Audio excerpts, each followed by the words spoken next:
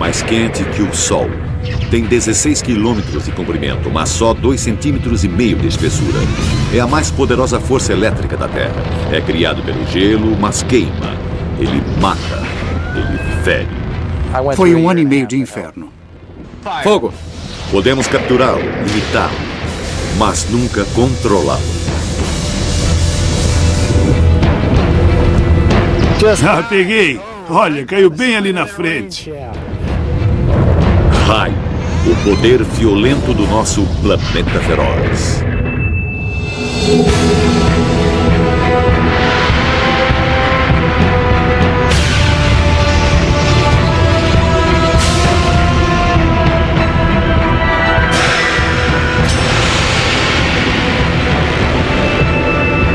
Planeta Feroz. Raio.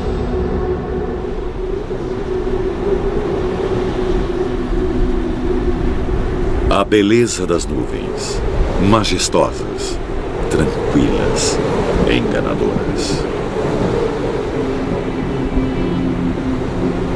Dentro desta nuvem, forças enormes estão agindo. Ingredientes simples, umidade, calor e gelo se combinam para criar um dos fenômenos mais poderosos da Terra.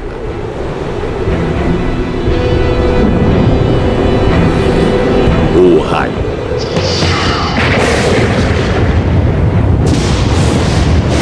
$10 milhões de raios ocorrem em todo o mundo todos os dias, mais de 100 a cada segundo.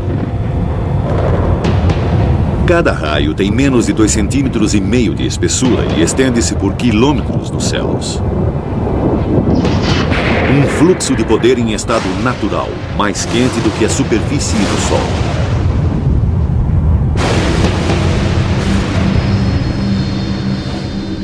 A qualquer momento existem pelo menos 2.000 tempestades assolando o nosso planeta. Os raios estão à nossa volta, uma força natural de poder quase inacreditável. Ainda assim, o raio é um mistério para nós, apesar de 200 anos de pesquisas. Ainda não temos nenhuma resposta para as perguntas mais fundamentais. O que causa os raios? Aonde eles irão cair e quando?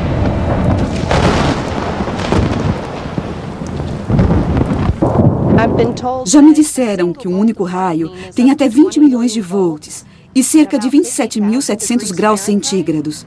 É um bocado de força. É muita potência. E eu sobrevivi. Os raios matam mais de 100 pessoas na América todos os anos e ferem mais de 500. Em todo o mundo, o número de mortos é de milhares e suas vítimas nem sempre estão sob uma tempestade. Um raio pode cair, literalmente, do nada.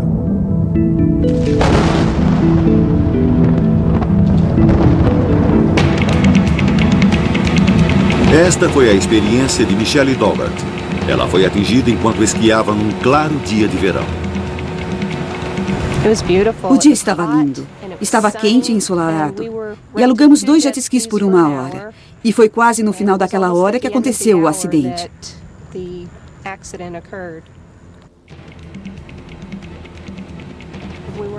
Estávamos nos divertindo nos jet skis. E então, alguns momentos depois, eu ouvi um estrondo fraco e distante. E estávamos voltando para as docas. E em algum lugar, bem nesta área, eu fui atingida por um raio.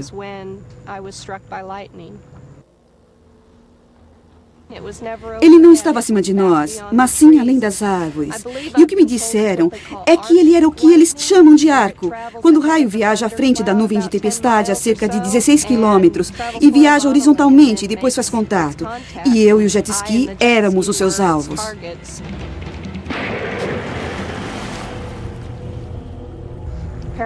Aparentemente, ele se dividiu e entrou pelo meu ombro esquerdo, e uma parte atravessou o jet ski. O raio atinge as suas vítimas com selvageria, de forma quase casual. Não é à toa que muitas culturas o consideravam uma ferramenta dos deuses. Para os antigos gregos, os raios eram os relâmpagos de Zeus, enviados à Terra como punição. No Novo México, os índios Pueblo acreditavam no pássaro trovão, uma águia mística cujos olhos lançavam raios e cujo bater de asas eram trovões.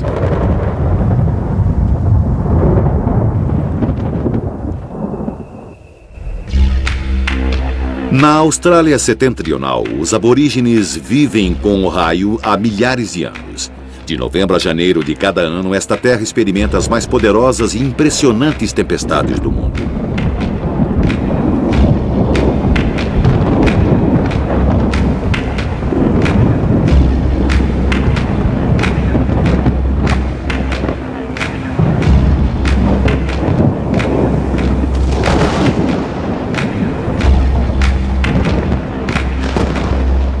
Para os aborígenes, isso era um trabalho dos irmãos Raios. Eles os pintaram nas rochas por toda a região. Estes eram guerreiros, irmãos tribais que lutavam por uma mulher. Enquanto seus machados de pedra se chocavam, as faíscas se tornavam raios. O ruído da luta eram os trovões.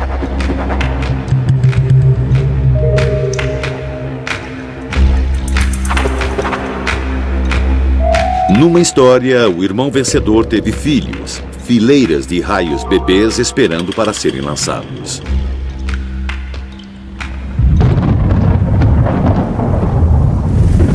Ainda assim, nesta era científica, o raio continua a nos fascinar.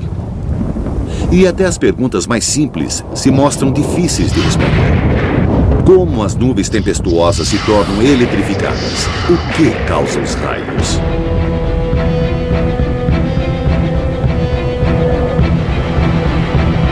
As tempestades são formadas por água e calor. Quando bolsas de ar úmido são aquecidas pelo sol, elas sobem. Enquanto ganham altura, o ar à sua volta fica mais frio e a pressão atmosférica diminui. A umidade se esfria e condensa para formar nuvens.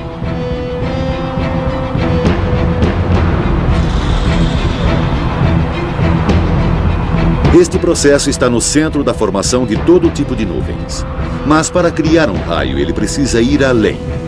Quando as condições estão certas, com água e calor o bastante para dar prosseguimento ao sistema, as nuvens antes pequenas crescem e se unem, formando nuvens maiores, sempre subindo. Algumas das gotas de água tornam-se grandes e pesadas demais para a corrente de ar ascendente sustentá-las e se precipitam em forma de chuva.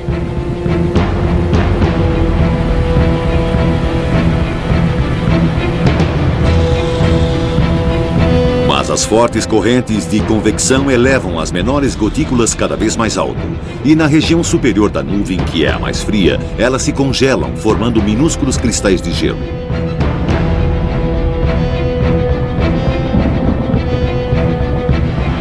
No topo da nuvem, que pode estar a 19 quilômetros de altitude, elas se espalham horizontalmente, tomando a forma achatada de bigorna de uma típica nuvem de tempestade.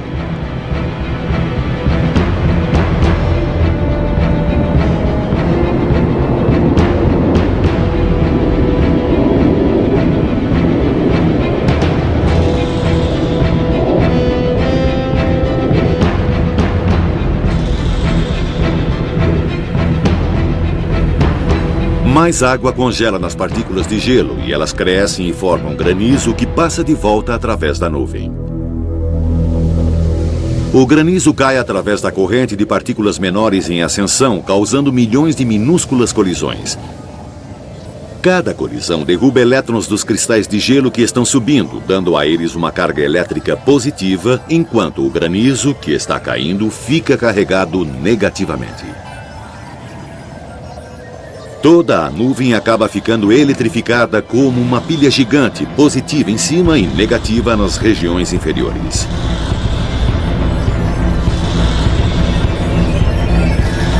Algo tem de acontecer.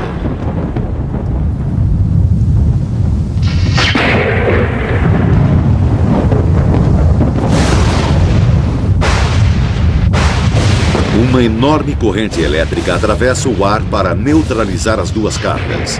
Um raio foi criado.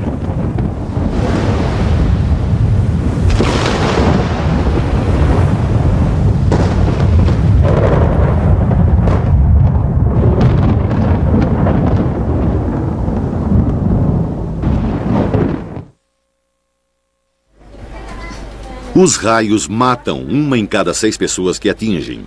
Os sobreviventes frequentemente têm ferimentos sérios. A maioria dos médicos raramente encontram vítimas de raios e não reconhecem os sinais. Um dos poucos especialistas em ferimentos provocados por raios é a doutora Marian Cooper. Oi, eu sou a doutora Cooper. O que houve com você? Eu estava em casa ao telefone. Houve um grande estalo e quando dei por mim, estava do outro lado da sala. E sentindo dor no ombro. No ombro só? É, só este ombro aqui. E a minha orelha está doendo um pouco. Eu não me sinto muito bem. O raio, aquela energia incrível, aquele tipo que atinge o jardim, provavelmente tem entre 10 e 30 milhões de volts e 10 a 30 mil amperes. Grande parte dessa energia não passa pela pessoa. Você foi atirada para fora da cadeira? Isso mesmo. Caí fora da cadeira e fui para o chão.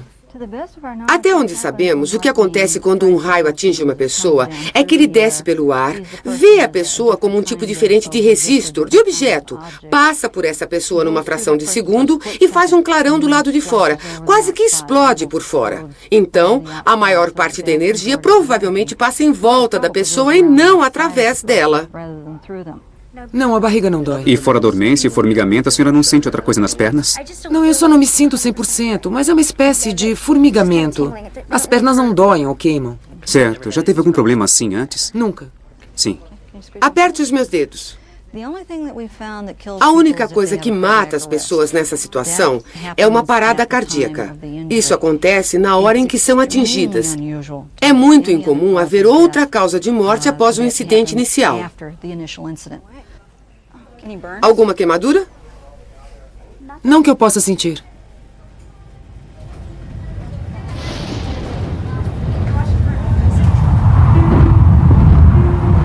%90 de todos os raios nunca tocam o solo. Eles ocorrem dentro da nuvem de tempestade ou saltam de uma nuvem para outra.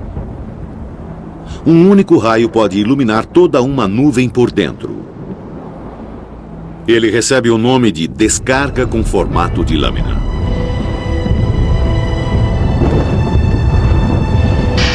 Um dos maiores mistérios dos raios é por que ele toma um caminho específico no ar. Só agora a ciência está começando a entender esse fenômeno. Tudo começa na região carregada negativamente na base da nuvem. Aqui, pequenos e pouco sensíveis sensores elétricos chamados líderes zigue-zagueiam através da nuvem em 1/1000º de segundo. Cada sensor salta cerca de 46 metros, faz uma pausa e salta novamente, ramificando-se e espalhando-se pela nuvem. Ocasionalmente, um líder deixa a nuvem e salta em direção à Terra. A aproximadamente 91 metros acima do solo, sua intensa carga negativa começa a afetar a Terra imediatamente abaixo. As cargas elétricas positivas reúnem-se nos objetos pontiagudos, lâminas de grama, agulhas de pinheiro, galhos de árvores e postes metálicos. Eles emitem faixas luminosas ascendentes na direção do líder descendente. Se eles fizerem contato, a nuvem repentinamente fica aterrada ao solo.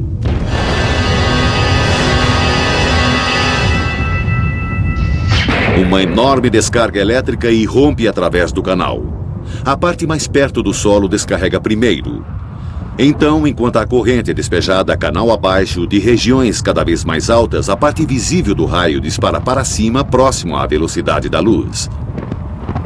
Se a nuvem ainda tiver carga negativa em excesso, um novo líder pode voar para baixo pelo mesmo caminho, criando outro raio.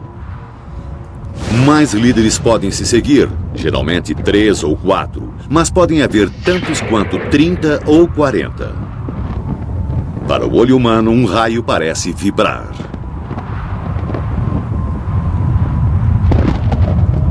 Estas imagens contêm um raro exemplo de um raio indo para cima, capturado pela câmera.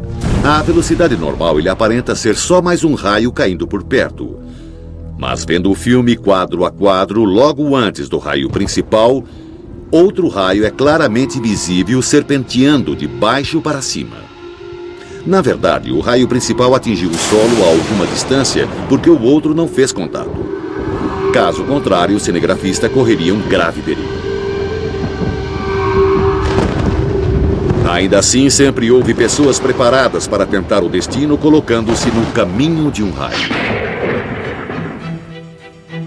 Em 1752, Benjamin Franklin empinou uma pipa no centro de uma tempestade e observou faíscas saltando do cordão molhado até uma chave que estava amarrada na sua mão. Foi o início da ciência do raio. Muitas das invenções de Franklin ainda são usadas hoje. Certo, vamos falar sobre os sinos de Franklin. Este é um dispositivo eletrostático que utiliza o que chamamos de eletricidade atmosférica. Franklin projetou isto para saber quando as tempestades se aproximariam. Ele aterraria um sino e ligaria um para-raio ou uma grande antena ao outro sino.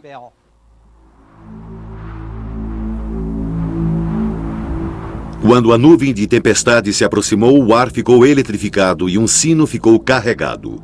O pêndulo transferiu a carga para a Terra através do outro sino.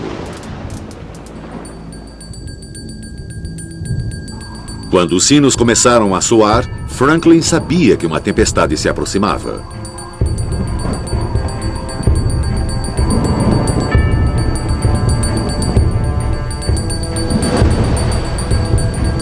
Mas, se tivesse entendido completamente o poder dos raios, Franklin talvez nunca tivesse empinado a pipa. Vários pesquisadores que tentaram duplicar o experimento da pipa de Franklin foram mortos. A energia destrutiva de um raio é quase inconcebível. Se atinge uma árvore, o raio procura o caminho mais rápido para o solo. Se houver uma fenda úmida no tronco ou num galho, ele seguirá este caminho partindo a árvore. Ele pode passar pela parte interna da casca, vaporizando a seiva e fazendo a casca explodir como uma granada. Às vezes ele pode sair lateralmente pela árvore e acertar qualquer coisa que esteja ao lado dela.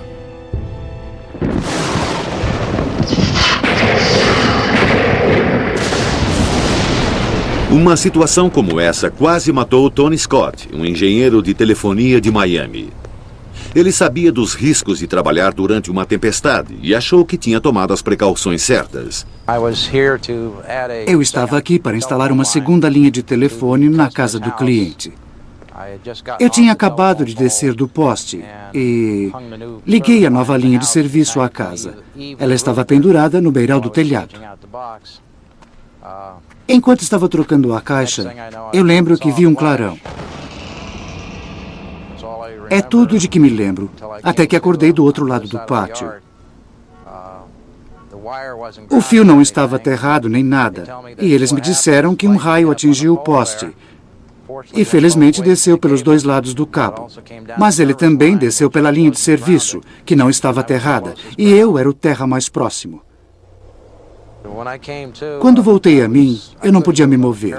Fiquei paralisado. E senti a boca cheia de prata. E eu nem podia cuspir, porque não podia virar a cabeça.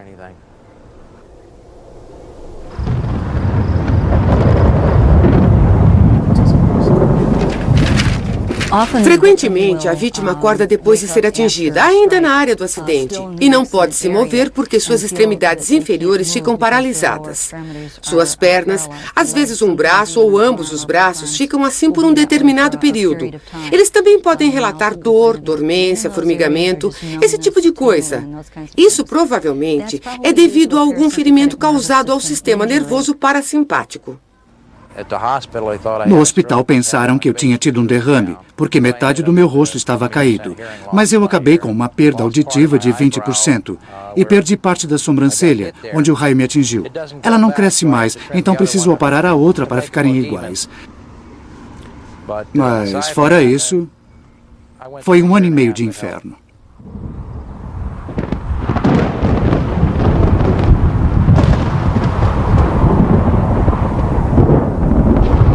Sua imprevisibilidade e força tornam a proteção contra raios um grande desafio.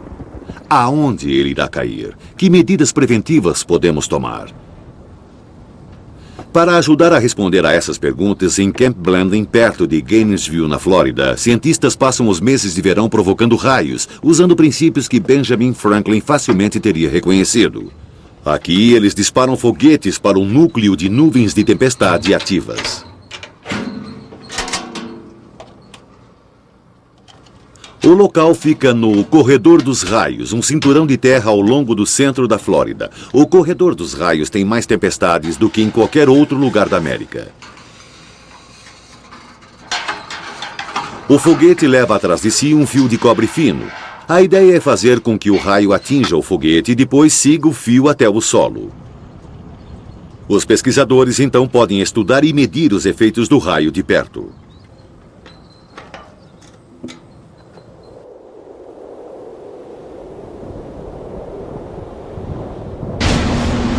Os campos estão começando a ficar negativos. Assegure-se que tudo esteja bem armado. Controle, aqui é a área do raio, câmbio. Controle de alcance.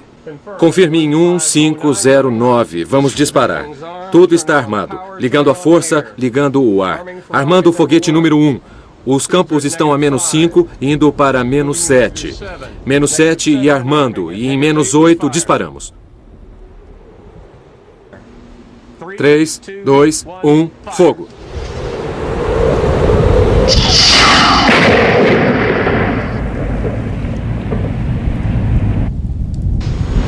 Este é um trabalho potencialmente e altamente perigoso. A segurança é extrema. Os cientistas trabalham dentro de edifícios de metal blindados e os foguetes são disparados usando cabos de fibra óptica. Se houvesse qualquer ligação direta com a torre de lançamento, um raio poderia viajar através dos cabos, chegando até a sua área de segurança.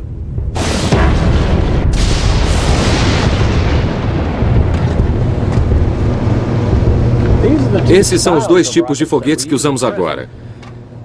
Essa é a bobina que prendemos ao fundo. É muito forte e tem um miolo de cobre para dar a condutividade ao raio.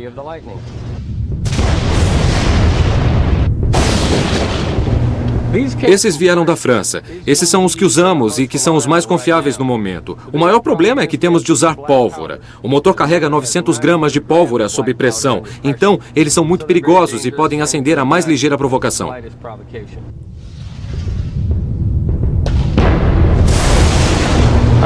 Esse é o outro tipo que estamos usando agora, que é muito mais adequado, porque ele tem um paraquedas preso.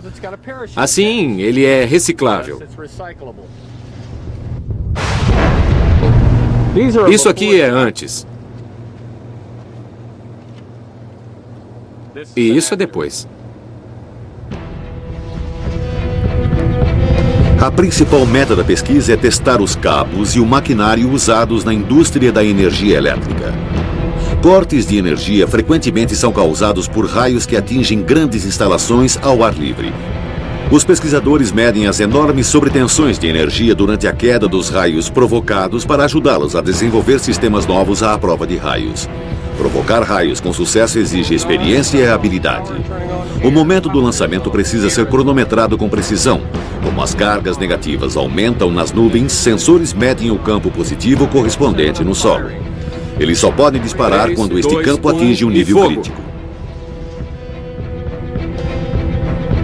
Mesmo assim, eles nem sempre são bem-sucedidos. Eles provocam raios em cerca de 70% dos lançamentos. Às vezes, eles conseguem mais do que pediram e o raio provocado dispara raios naturais muito mais potentes.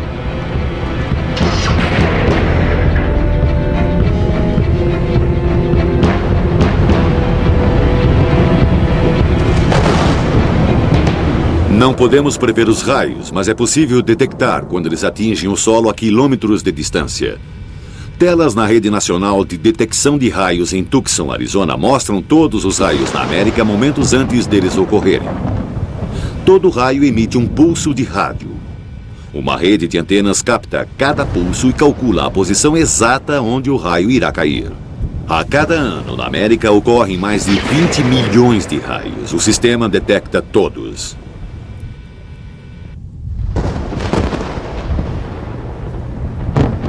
Gunnar Blank usa um radiodetector para ajudá-lo a procurar tempestades de raios. Oh, belíssimo! Essa tempestade está lançando raios muito bons aqui. Gunnar é um cinegrafista. Foi ele quem filmou a maioria dos raios neste filme. Temos alguns a 13 quilômetros de distância. Seu detector não pode dar a localização exata de cada raio, mas pode medir a sua distância. Mais um, de 13 a 32.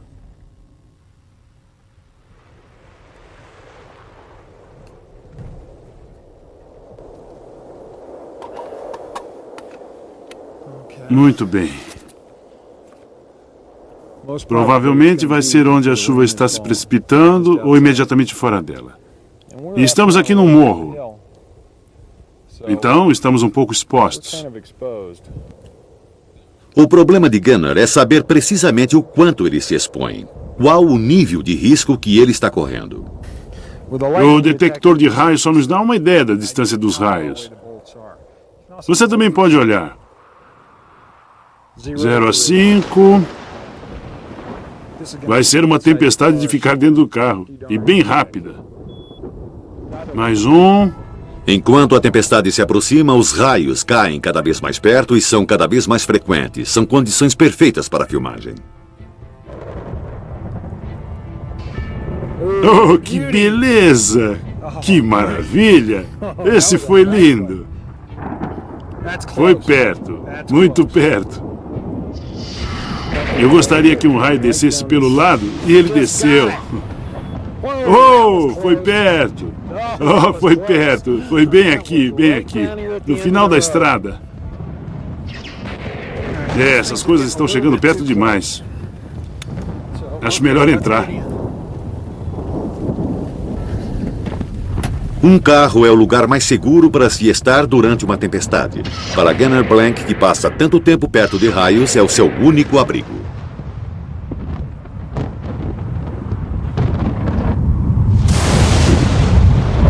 Muitas pessoas acham que os carros são seguros porque têm pneus de borracha, mas esse não é o motivo. Neste laboratório de alta voltagem no Reino Unido, um experimento é realizado para mostrar exatamente por que um carro é um ótimo abrigo.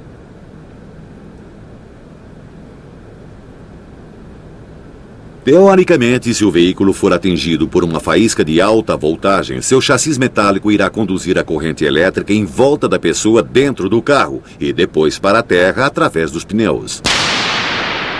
Seria perfeitamente seguro sentar dentro de um carro durante este experimento. Entretanto, as normas de segurança exigem que se use um boneco. 7, 6, 5, 4, 3, 2, 1. O boneco recebeu fios para que qualquer corrente que passe através dele possa ser medida. Repetidamente, uma faísca de 2 milhões de volts atinge o carro e nenhuma das vezes o boneco é atingido. Nestas condições de laboratório, pelo menos, a teoria funciona. Você realmente está mais seguro dentro de um veículo durante uma tempestade.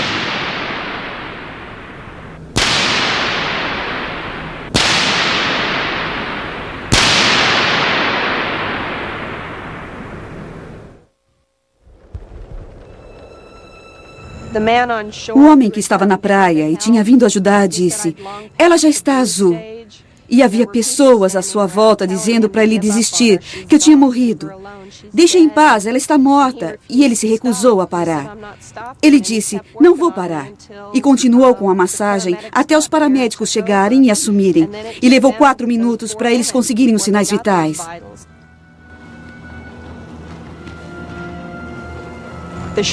A memória a curto prazo no primeiro ano após o acidente foi um problema. Eu fazia uma pergunta ao meu marido 6 vezes, a mesma pergunta, no intervalo de 10 minutos, e não me lembrava que tinha perguntado. Até fomos para casa no Natal daquele ano em que fui atingida. E eu não me lembro de ter passado o Natal na Califórnia.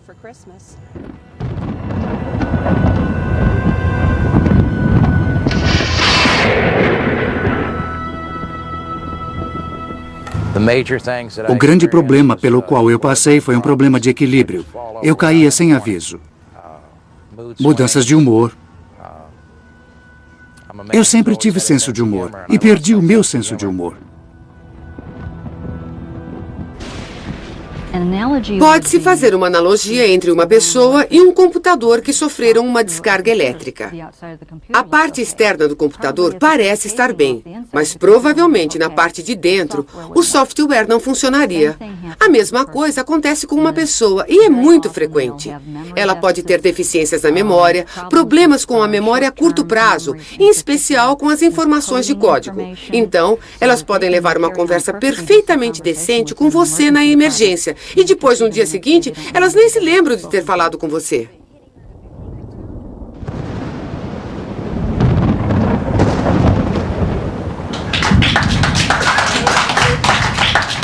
Bem-vindos à 6ª reunião anual da Organização Internacional de Vítimas de Raios e Choques Elétricos em Gettysburg, Pensilvânia. Os problemas físicos e emocionais que as vítimas de raio enfrentam são de difícil compreensão para qualquer outra pessoa. Então, todos os anos, sobreviventes se encontram para partilhar suas experiências com as únicas pessoas que eles sabem que podem compreendê-las. Quando dei por mim, meu marido me virou e disse: "Você vai ficar bem." E eu pensei: não posso falar, não posso me mover. Do que ele está falando? E depois ouvi alguém dizer: ela foi atingida por um raio. E ouvi pessoas correndo para lá e para cá. E tudo o que eu percebi, numa fração de segundo, foi que eu tinha visto um brilho em volta da minha mão. E uma sensação muito estranha. Antes que eu pudesse pensar nisso, ouvi um som. Ela tinha visto um grande raio sobre as copas das árvores. E eu não sei por que ele acertou o carro. O grupo foi criado por Steve Marshburn, ele próprio uma vítima de raio. Desde que fui ferido, eu passei a me corresponder com outras pessoas que tinham sido atingidas por raios. Eu sabia que algo tinha de ser feito, porque eu sabia que outros deviam estar sofrendo tanto quanto eu para obter informações. Aprendi a lidar com as capacidades que eu tenho agora. Eu valorizo a vida todos os dias.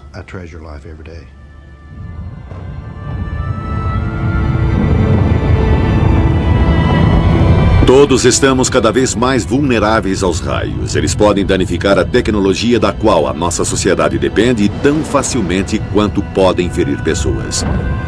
Ainda assim, até mesmo hoje, a melhor maneira de proteger as nossas frágeis comunidades de tecnologia de ponta é um dispositivo de 200 anos de idade, o para-raios.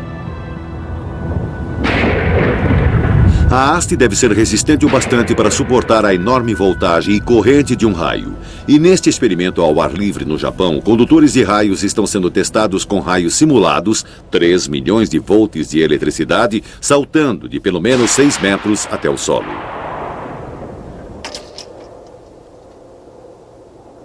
Com um condutor de raios, a eletricidade é inofensivamente direcionada para longe do bloco de concreto, descendo esta fita condutora de eletricidade. Na parte direita inferior da imagem, pode-se ver onde este raio simulado faz um arco para o solo, com segurança, afastando-se do bloco. Sem um condutor, o efeito poderia ser devastador.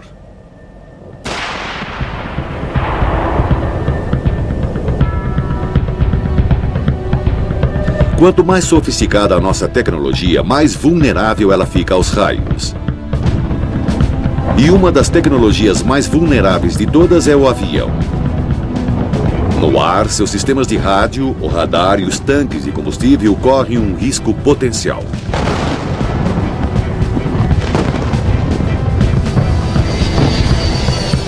Na década de 80, a NASA enviou este caça diretamente através do coração de tempestades ativas. Sua meta era aprender mais sobre a segurança das aeronaves, fazendo com que um raio atingisse o avião.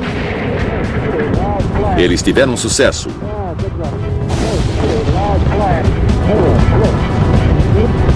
Hoje, toda a capa metálica dos aviões é cuidadosamente projetada para conduzir qualquer raio através da parte de fora da aeronave com total segurança. Mas com uma máquina tão sofisticada como este ônibus espacial, essas medidas simples não bastam. Tudo pronto para o lançamento. 5, 4, 3, 2, 1. Ignição e lançamento do Atlantis, numa missão de estudos do planeta Terra. O ônibus espacial é uma combinação multibilionária de combustível altamente explosivo e circuitos delicados. Um raio que o atingisse diretamente poderia facilmente destruir qualquer um dos milhões de circuitos eletrônicos a bordo da nave. Possivelmente, o sistema de proteção contra raios do ônibus espacial é o mais completo e avançado do mundo, e precisa ser. A área de lançamento na Flórida fica bem no meio do corredor dos raios, e a torre de lançamento é o objeto mais alto por muitos quilômetros. É essencial detectar quaisquer tempestades de raios que possam pôr em risco o ônibus espacial e protegê-lo se for atingido. A primeira linha de defesa da NASA é prever com precisão quando e onde as tempestades irão ocorrer. Na base de Cabo Canaveral, um grupo especial de meteorologistas monitora o acúmulo de sistemas de tempestades 24 horas por dia. Se um raio vier a poucos quilômetros do ônibus espacial, rígidas medidas de segurança são postas em ação imediatamente. Se for durante a contagem regressiva, o lançamento será cancelado se houver o mínimo risco de queda de raios. Espera-se a ocorrência de um raio em 5 milhas náuticas, às 13h45, hora local. Um aviso será dado na iminência do raio ou quando ele ocorrer. Os meteorologistas aqui recebem as suas informações de dados repassados por satélites, radares e outros sofisticados sistemas de monitoração. Uma rede de antenas especiais é espalhada sobre o complexo de lançamento. Elas mostram quando a carga elétrica no solo aumenta, enquanto as nuvens de tempestade passam por ali, alertando sobre a iminência de raios.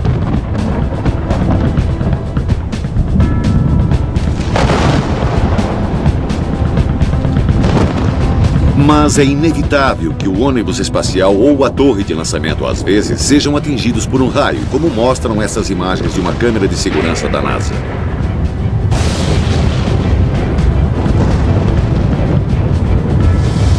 Então, a segunda linha de defesa é a proteção física. Bem no topo da torre de lançamento está um mastro de fibra de vidro de 24 metros que sustenta um para-raios preso a um cabo de aço inoxidável de 2,5 cm que passa por cima dela. O cabo se estende por 305 metros em ambas as direções e cada ponta é presa e aterrada. Qualquer queda de raio próxima deve ser atraída pelo para-raios e depois viajar através dos cabos até o solo. Uma lâmpada de flash fotográfico antiga é uma maneira simples, mas eficaz de confirmar a queda de um raio. Se a lâmpada estiver queimada, o cabo foi atingido. O tanque de combustível principal do ônibus espacial contém aproximadamente 1.890 metros cúbicos de hidrogênio e oxigênio líquidos. Ele também é protegido por um condutor de raios resistente.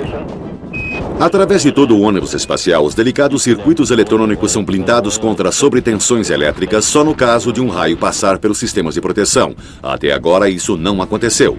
E com as defesas que a NASA opera, nunca deve acontecer. Uma vez no espaço, a vista do ônibus espacial revela o verdadeiro tamanho e poder do raio.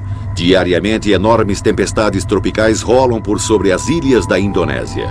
À noite, o céu sobre a América ganham vida com enormes raios.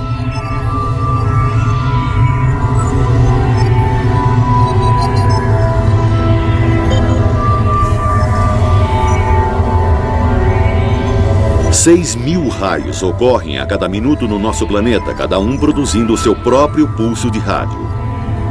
Numa frequência em particular, esses pulsos podem ser ouvidos em todo o mundo. Captando esse sinal, você pode ouvir o som de todos os raios em todos os lugares.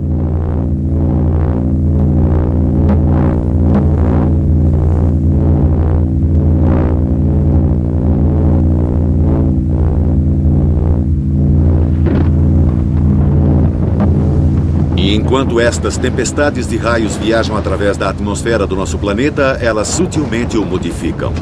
Agora sabemos que o raio desempenha um papel importante na sustentação de toda a vida no planeta.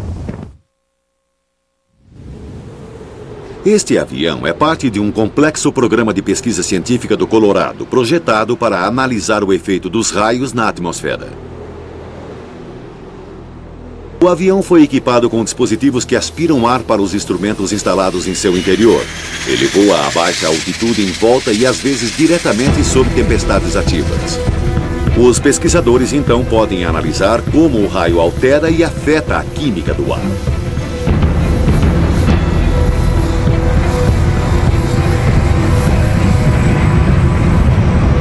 O raio literalmente queima o ar que atravessa, gerando novos produtos químicos a partir dos gases da atmosfera.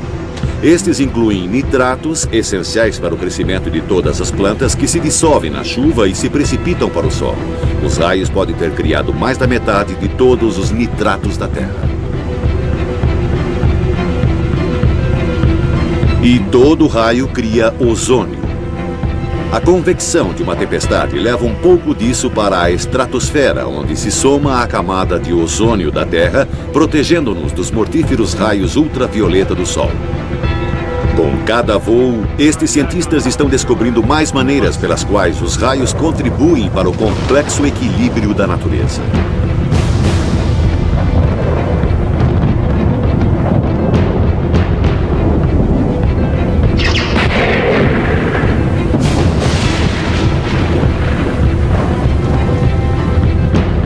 Com cada nova descoberta, os raios nos oferecem novas surpresas e novos mistérios.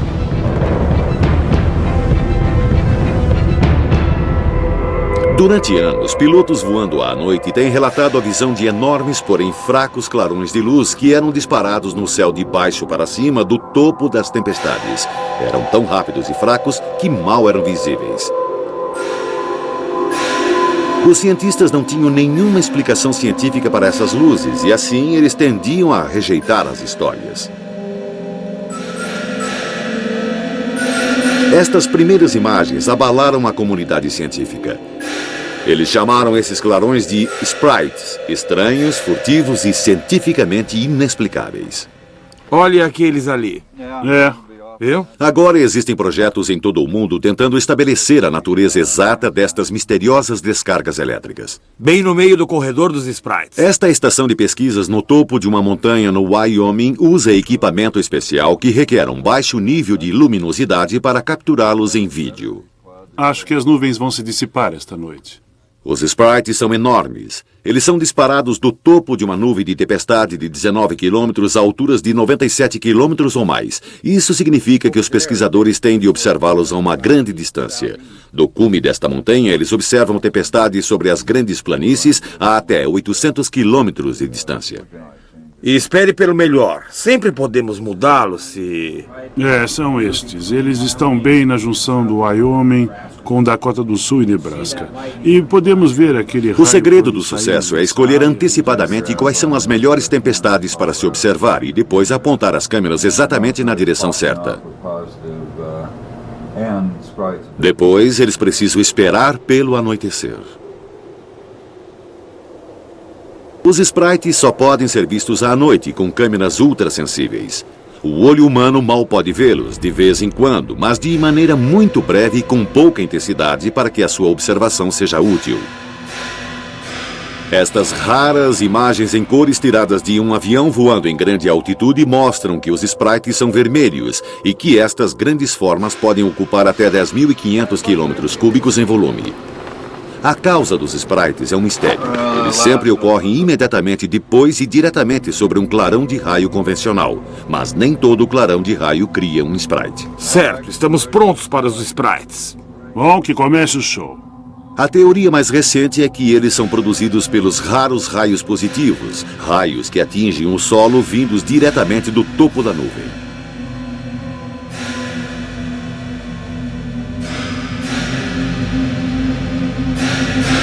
Os pesquisadores também descobriram um segundo fenômeno. Esses jatos ascendentes são chamados correntes de jato. São mais fracos e mais rápidos do que os seus primos, os sprites. A causa precisa dos sprites e das correntes de jatos, qual sua constituição e, acima de tudo, que efeito eles podem ter sobre a atmosfera superior, ainda são desconhecidos. Por maior que seja a nossa compreensão, o raio ainda tem os seus mistérios.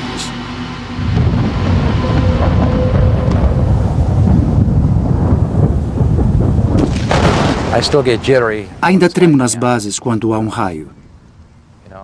Sabe, eu tento não ter medo, eu tento respeitá-lo. Mas se o raio estiver realmente próximo e for feroz, eu procuro abrigo.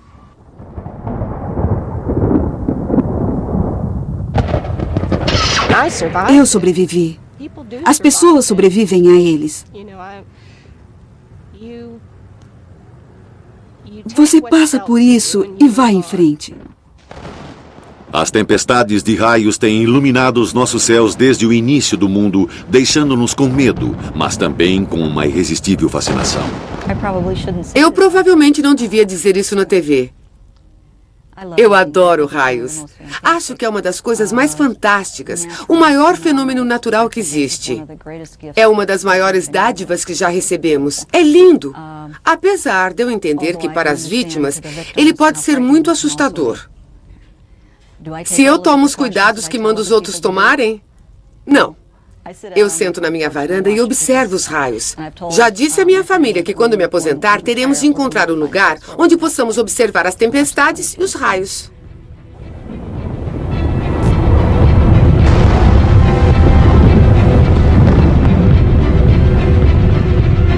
De 5 a 13. Muito bem, vamos nos aguentar. Acho que ainda vamos conseguir mais alguma coisa. O raio. Lindo, intenso, letal.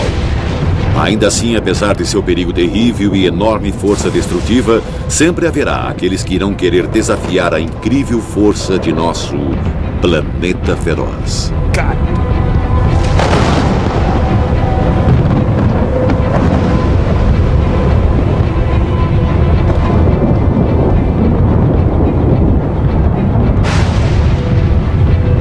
Versão brasileira, Tempo Filmes, São Paulo.